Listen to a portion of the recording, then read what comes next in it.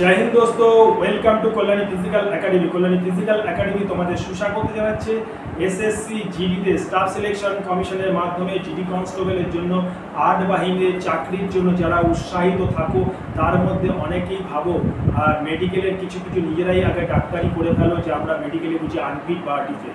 আর তাছাড়া তোমাদের সঙ্গে যেসব বন্ধুরা থাকে, বন্ধুরা আরও বড় ডাক্তার, কারণ তাদের তোমার একটু হাতে কাটা আছে বা কোনো স্পট আছে, বন্ধুরাই আগেই বলে দেবে যে তোর কিন্তু হবে না, তোর লাইন তোর যাওয়ার কোনো দরকার নেই। কারণ একটা সে তোমাকে ডিমোটিভেটেড করছে। তুমি কি আদৌ চেষ্টা করেছো?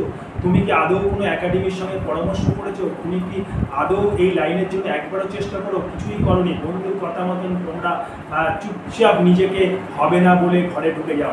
একটা বন্ধু সবসময় আমাকে জানতে চেয়েছে এবং আমাকে লিখেছে যে স্যার আমার সামনে দাঁত উঁচু, আমি কি এসএসসি জিডিতে চাকরি পেতে পারি? 100% চাকরি তুমি পেতে পারো, কারণ সামনের দাঁত যদি উঁচু হয় সেক্ষেত্রে কিন্তু মেডিকেলে আনফিট হওয়ার কোনো চান্স নেই।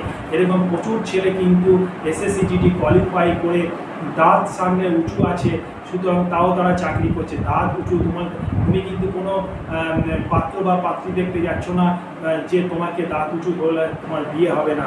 এটা তোমার চাকরির ক্ষেত্রে দাঁত উঁচু হলেও কোনো ব্যাপার না, তোমাকে কিন্তু মেডিকেলে ফিট হয়ে যাবে। আশা করি ব্যাপারটা বুঝতে পেরেছো। জয় হিন্দ।